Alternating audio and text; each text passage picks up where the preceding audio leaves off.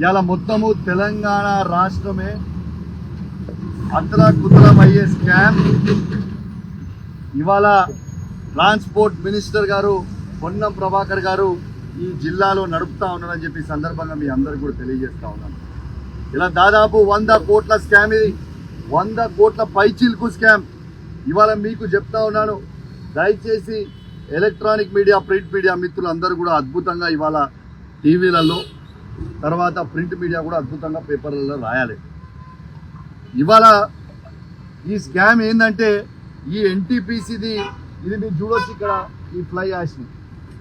ఈ fly ash అనేది ఇలా నేషనల్ హైవేస్లో ఫ్లై యాష్ ఫ్రీగా తీసుకోవాలని ఇలా కేంద్ర ప్రభుత్వం ఒక నిర్ణయం తీసుకొని ఇలా ఎన్టీపీసీలో ఉన్న ఫ్లై యాష్ని తీసుకొని ఆడికి మన ఖమ్మంలో ఉన్న హైవేకి, ఖమ్మం సత్తుపల్లి హైవేకి ఈ ఫ్లై యాష్ని రామగుండంలో ఉన్న ఎన్టీపీసీ దగ్గర నుంచి తీసుకుపోతాం. ఇలా ఒక్క లారీ ఎన్ని టన్నులు పోవాలి? ఒక్క లారీ కేవలం 32 టన్నులు మాత్రమే పోవాలి. కానీ ఇవాళ ఇది వే బ్రిడ్జ్, ఈ వే బ్రిడ్జ్ మీద ఇది వే చేస్తే అది ఓవర్లోడ్ అని చూపించేస్తుంది. కనీసము ఎన్ని టన్స్ ఉన్నాయని కూడా చూపించే పరిస్థితి లేదు. అంటే దాదాపు మొన్నొకటి రికార్డు చేసిన తర్వాత ఒక లారీ 32 టన్నులు పోవాల్సింది 72-80 టన్నులు పోతా ఉంది. అంటే ఈ ఒక్క లారీ ఖర్చు, ట్రాన్స్పోర్ట్ ఖర్చు యాష్ ఫ్రీగా ఉంటుంది. దాదాపు 20 నుంచి 25 వేల రూపాయలు ఒక్క లారీ ట్రాన్స్పోర్ట్ ఖర్చు ఎక్స్పెండిచర్ అవుతుంది. అంటే 32 టన్నులు తీసుకుపోవాలి దాంట్లో.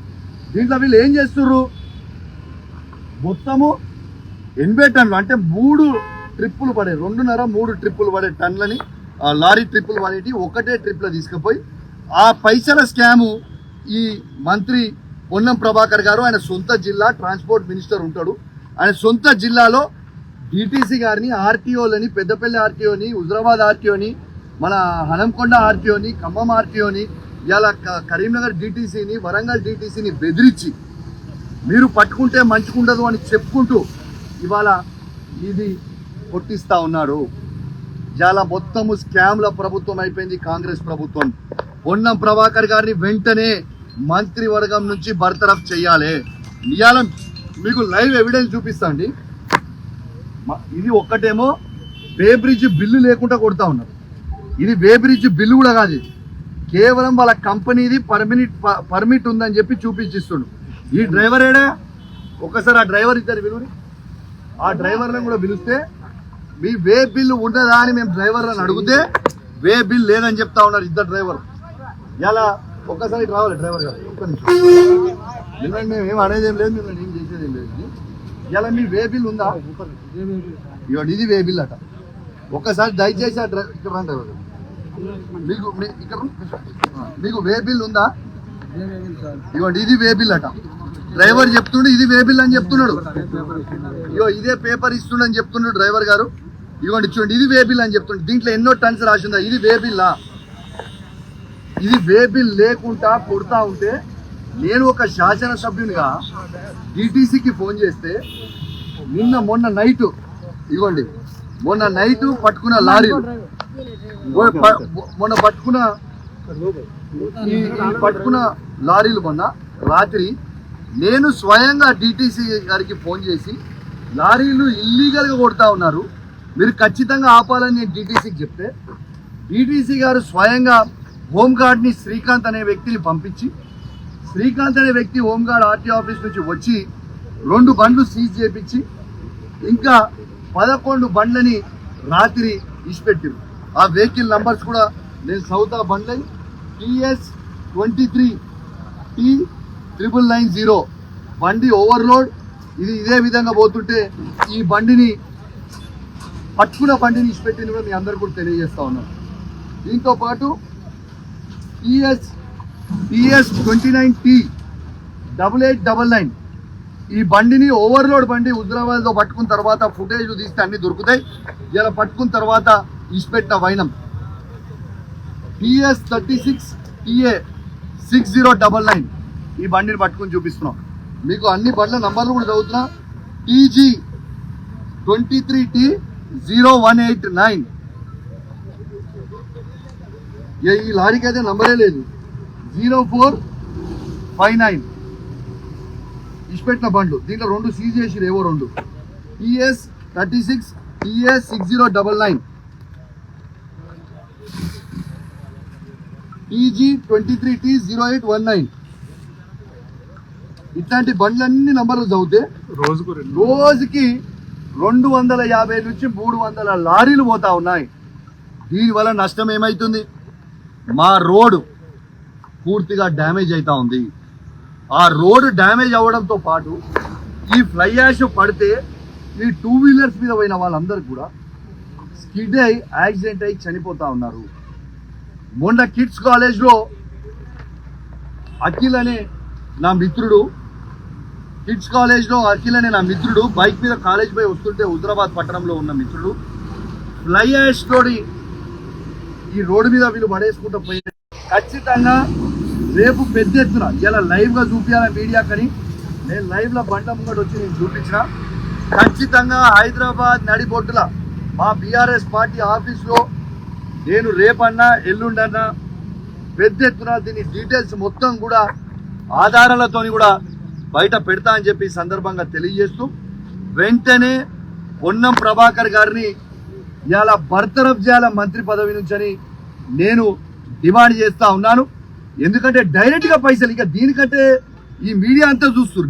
ఇప్పుడు ఈ వే బ్రిడ్జ్ మీరు అందరు వచ్చారు లోపలికి, కనీసం నడుస్తుందా? ప్రెస్ అంతా చూసి నడుస్తుందా? ఆ ఓవర్లోడ్ అని చూపిస్తాం. నేను ఖచ్చితంగా డిమాండ్ చేస్తా ఉన్నా పొన్నం ప్రభాకర్ గారిని బర్తరఫ్ చేయాలి. దీంట్లో ఎవరి ఇన్వాల్వ్మెంట్ ఉందో అందరినీ కూడా బర్తరఫ్ చేయాలి. అలా ఆఫీసర్లే కావచ్చు, మంత్రే కావచ్చు, ఇంక ఎమ్మెల్యేలే కావచ్చు, ఇంకెవరైనా కావచ్చు, ఎవరు ఇన్వాల్వ్మెంట్ ఉంటే వాళ్ళని జైల్లో పెట్టాలి. ఇలా ఎన్టీపీసీలో ఈడీ గారిని నేను అడుగుతా ఉన్నా, మీ ఇంట్రెస్ట్ ఏంటిదండి? ఇలా మీరు ఈడీ గారు నేను అడుగుతా ఉన్నా, ఎన్టీపీసీలో ప్రతి 100 వెహికల్ ఓవర్లోడ్ అయిపోతుంటే మీరు ఏం చేస్తున్నారు? అంటే మీ ఇంట్రెస్ట్ ఏంటిది? అంటే మంత్రి గారు చెప్తారు, మీరు ఇంప్లిమెంట్ చేస్తారు. ఇలా నేను డీటీసీ గారికి కూడా అడుగుతున్నా, నేను కరీంనగర్ డీటీసీ పురుషోత్తం గారిని కూడా నేను అడుగుతా ఉన్నా, మీ ఇంట్రెస్ట్ ఏంది? మీరు డీటీసీ గారు మొన్న రాత్రి స్వయంగా ఒక శాసనసభ్యునిగా నేను ఫోన్ చేసి నీకు మాట్లాడినా, మీకు పోలీస్ ప్రొటెక్షన్ కావాలంటే ఆ రోజు నైట్ హుజరాబాద్ సీఏ గారికి కాన్ఫరెన్స్ కలిపి మీ ఇద్దరికి కూడా నేను కలిపిన తర్వాత ఈడ 13 బండ్లు ఉంటే 2 బండ్లు సీజ్ చేసి 11 బండ్లు మీరు ఎట్లీస్ట్ పెట్టిరని నేను అడుగుతున్నాను. డీటీసీ గారు ఎట్లీస్ట్ పెట్టిరంటే ఈయన పట్టుకోగానే ordinance minister Ponnam Prabhakar phone చేస్తాడు, ఆయన ఫోన్ చేయగానే ఈయన ఇచ్చిపెడతాడు. ఇది వీళ్ళు చేసే కథ. వందలాది బండ్లు రోజు, ఇవాళ కూడా వందలాది బండ్లు వస్తున్నాయి. ఇప్పుడు నేను ఈడ ఆపినా అని ఈ నుంచి కరీంనగర్ వరకు ఆపుకున్నారు. వీళ్ళందరూ డ్రైవర్లు అందరికీ తెలుసు.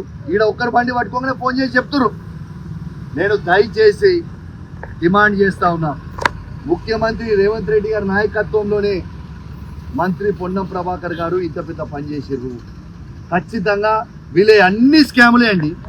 ఓ మంత్రి ఏమో ఉష్కే స్కామ్, ఒక మంత్రి ఏమో సివిల్ సప్లై స్కామ్, ఓ మంత్రి రవాణా శాఖ మంత్రి ఏమో స్కామ్. ఏంటండి ఈ స్కామ్? What is happening?